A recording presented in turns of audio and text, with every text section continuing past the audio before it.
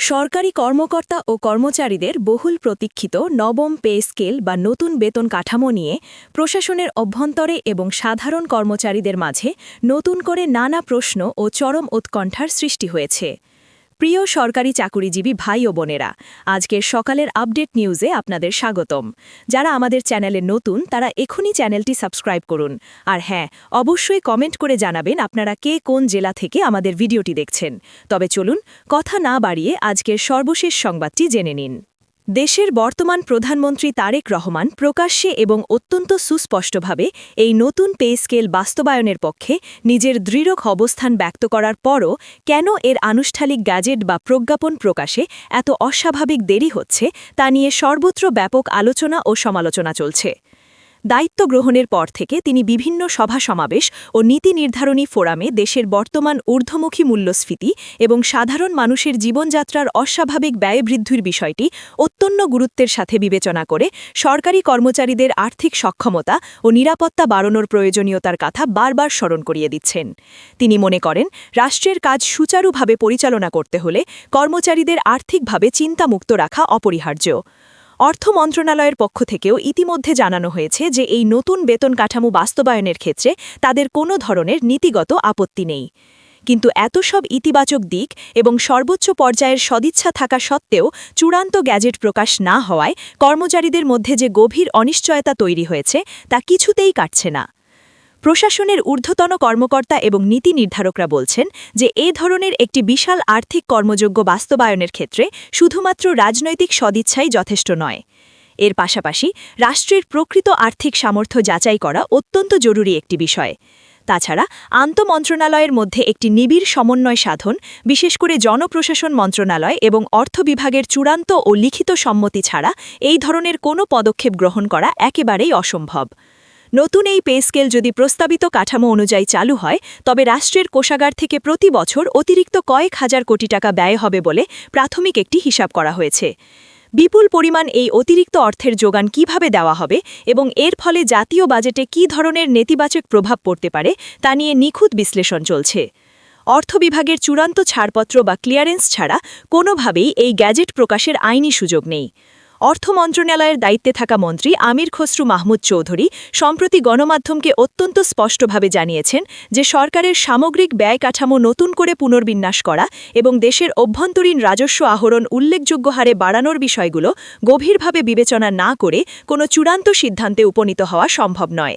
অর্থাৎ নতুন পে স্কেলের ফলে অর্থনীতিতে যে বিশাল আর্থিক প্রভাব পড়বে তার নিখুঁত বিশ্লেষণ শেষ না হওয়া পর্যন্ত কোনো আনুষ্ঠানিক ঘোষণা আসছে না।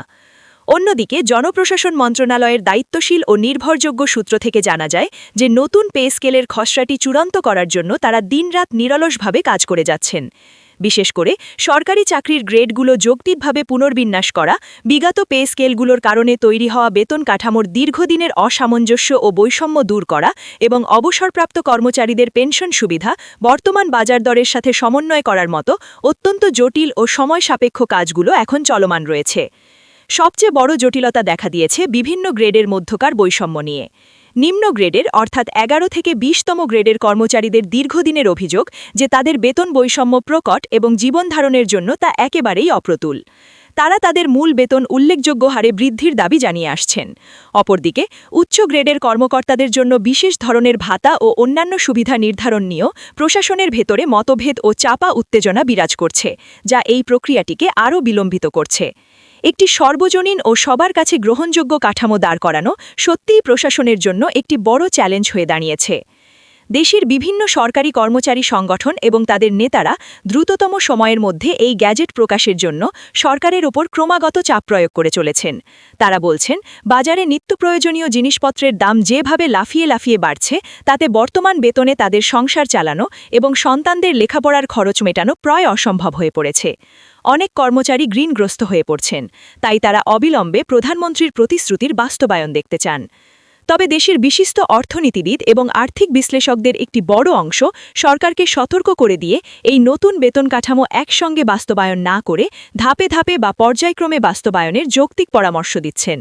তারা যুক্তি দেখাচ্ছেন যে একসঙ্গে এত বড় অঙ্কের টাকা বাজারে প্রবেশ করলে তা মূল্যস্ফীতিকে আরও উস্কে দিতে পারে এবং সাধারণ মানুষের ভোগান্তি আরও বাড়িয়ে দিতে পারে। ধাপে ধাপে বাস্তবায়ন করা হলে তা জাতীয় বাজেটের ওপর হঠাৎ করে আসা বিশাল চাপ অনেকটাই কমিয়ে আনবে এবং সামষ্টিক অর্থনীতি স্থিতিশীল থাকবে। সার্বিক পরিস্থিতি অত্যন্ত গভীরভাবে পর্যবেক্ষণ করলে এটি অত্যন্ত সুস্পষ্টভাবে প্রতীয়মান হয় যে বর্তমান সরকারের সর্বোচ্চ পর্যায়ে এই বিষয়ে ব্যাপক রাজনৈতিক সদিচ্ছা ও আন্তরিকতা রয়েছে, কিন্তু রূঢ় আর্থিক বাস্তবতা এবং আমলাতান্ত্রিক প্রক্রিয়াগত বিভিন্ন ধাপ এখনও পুরোপুরি শেষ না হওয়ার কারণেই মূলত এই কাঙ্ক্ষিত গ্যাজেট প্রকাশের ক্ষেত্রে দীর্ঘসূত্রতার সৃষ্টি হচ্ছে। এখন সারা দেশের লাখ লাখ সরকারি চাকুরিজীবী এবং তাদের পরিবারের সদস্যদের উদ্বিগ্ন নজর নিবদ্ধ রয়েছে অর্থ বিভাগের চূড়ান্ত সম্মতি এবং মন্ত্রিসভার আনুষ্ঠানিক অনুমোদনের দিকে। যেদিন মন্ত্রিসভার নিয়মিত বৈঠকে এই প্রস্তাবটি চূড়ান্তভাবে অনুমোদিত হবে, কেবল সেদিনই এই দীর্ঘ অপেক্ষার অবসান ঘটবে এবং কর্মচারীদের মাঝে স্বস্তি ফিরে আসবে। তবে সেই দিনটি ঠিক কবে আসবে তা নিয়ে এখনও সুনির্দিষ্ট কোনো দিনক্ষণ কেউই নিশ্চিত করে বলতে পারছেন না। ভিডিওটি খুবই জরুরি, তাই দয়া করে সবার সাথে ভিডিওটি শেয়ার করতে ভুলবেন না। আর নতুন ভিডিও আপডেট পেতে এখনই চ্যানেলটি সাবস্ক্রাইব করুন।